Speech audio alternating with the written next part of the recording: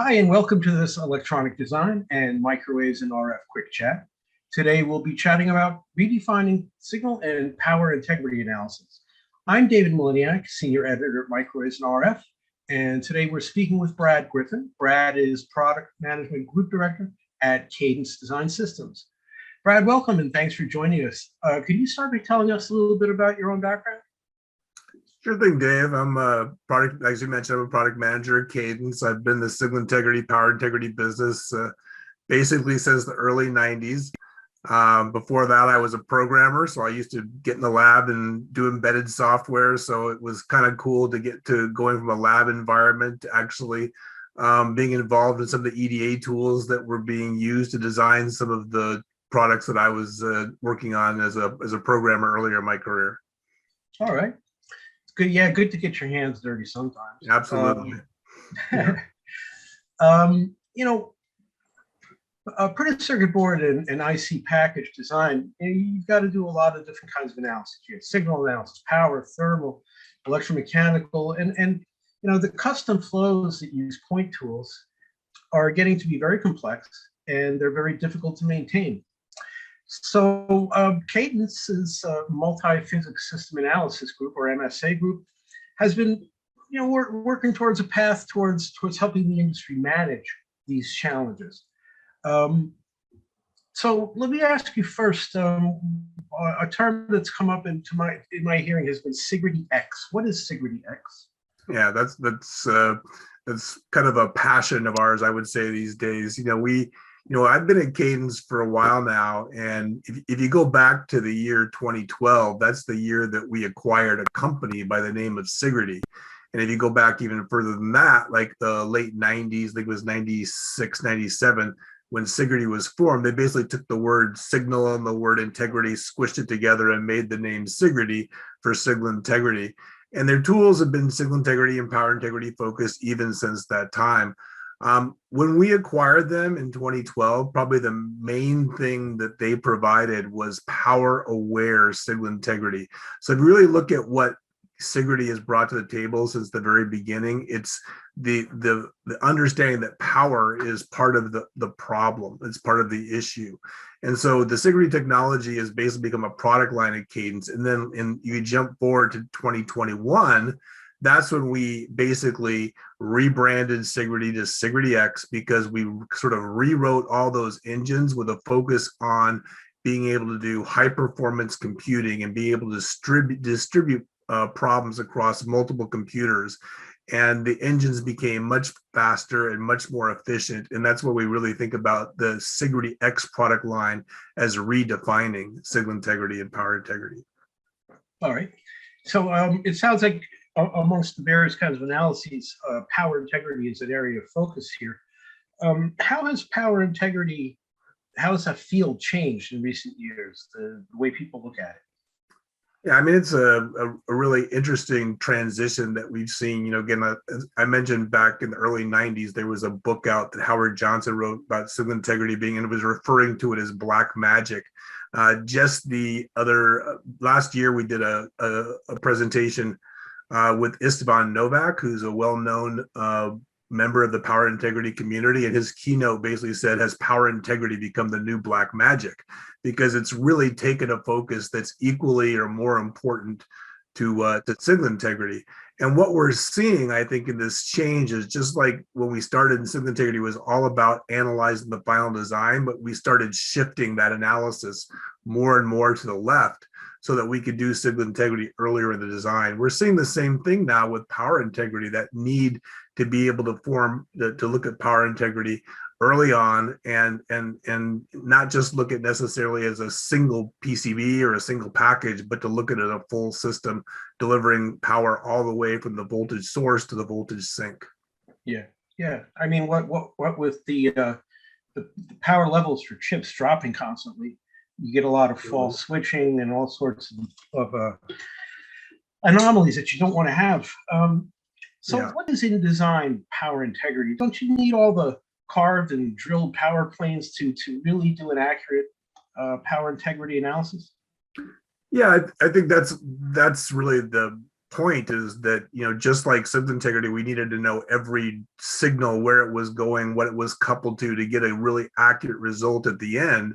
But that doesn't mean that with a lack of all that detail, you can't learn about the signal quality as the design progresses. And it's really the same thing with power integrity, that problems are not going to get easier to solve later in the design process. If you have trouble delivering power from source to sink, before you start putting all those drills and all those holes in the power plane, it's not going to get better when you add the vias and such. So what we've really seen is that with the right setup, the layout engineer, the person responsible for driving the printed circuit board design or driving the package design, if they're given the engines to be able to run analysis while they're designing, they can make better decisions and they can be able to deliver better designs to the power integrity engineers and really sort of compress that design cycle. So we're excited to be able to bring that power integrity technology that really Sigrid was well known for since the very beginning into the Allegro PCB and the Allegro IC package design environment. Okay, so I mean, the way it sounds like it works to me is that as the designers make changes, physical changes in the design, the engine would kind of rerun the analysis as they're going and give them feedback based on the changes they've made. Yeah, I think you're exactly right. That if you've got a problem, if you're able to run the engine, you can see that there's a problem, then you can start tweaking the design. How can I improve this? How can I make it better?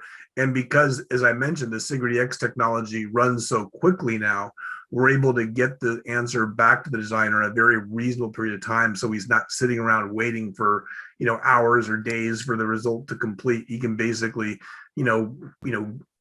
get up and use the restroom and come back and he's got his answer, and he can make that decision. So it's an iterative process earlier on in the design cycle, so you don't have to make more complex iterative changes late in the design cycle. Right, which take longer and cost more money. Absolutely. Yeah. So I know what SI and PI stand for. What's PTI? Oh, PTI. Yeah, that's something that we recently announced. We call it Advanced PTI, or Advanced Power and Thermal Integrity. What basically happened a few years ago is we were looking at, our power integrity technology, which includes an element of thermal. And we call it ET co-simulation, or electrothermal co-simulation.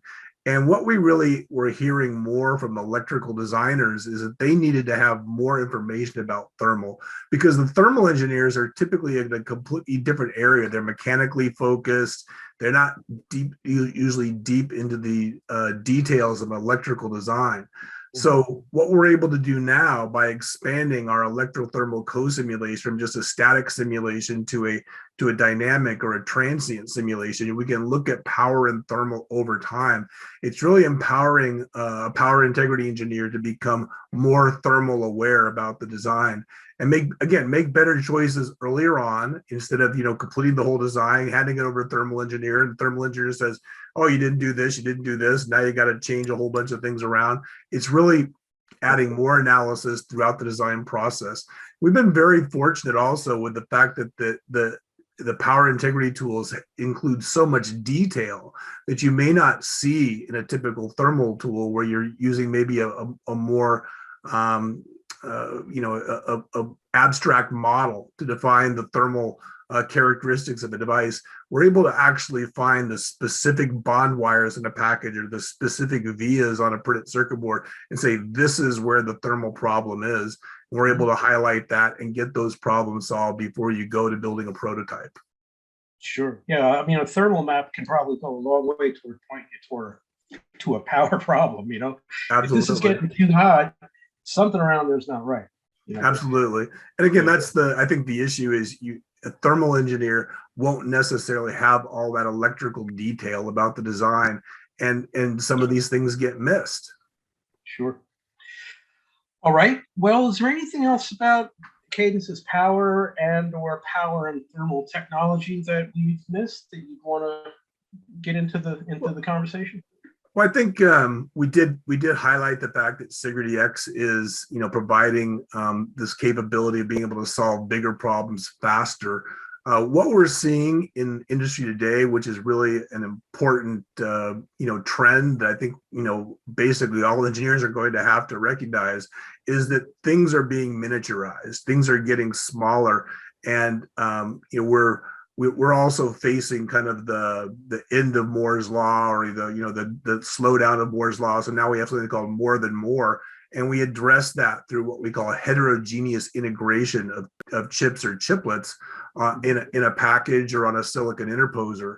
And so as this happens, as things get smaller, as things go into smaller space, all the things we've talked about, power integrity, thermal, signal integrity, and addressing that in a sort of 3D IC, or at least a 2.5D IC, it really lends itself well to this technology that we're talking about, the ability to be able to solve lots and lots of wires and power delivery rails and all that in a single simulation.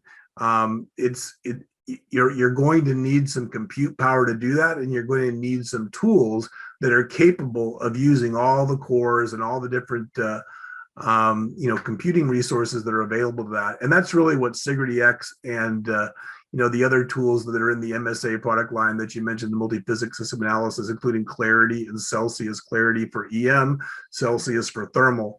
All three of those product lines, Sigrid, Clarity, and Celsius, are becoming, I think, essential to doing 2.5D and 3D IC design. And it's really an industry trend that we see, and we're happy that we can be a part of addressing that as the industry sort of moves in this direction. Okay. Well, I think we about covered it, so we'll wrap it up for today. Thanks again for joining us, Brad. And My pleasure, Dave. Sure thing. And thank everybody for tuning in.